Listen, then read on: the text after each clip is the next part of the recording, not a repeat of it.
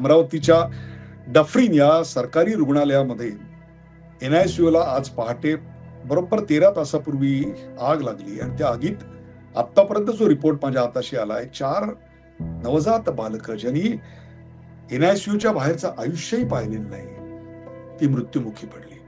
त्याचबरोबर अनेक बालकं आता जीवन मृत्यूच्या संघर्षात इतरत्र झुंज देत आहेत.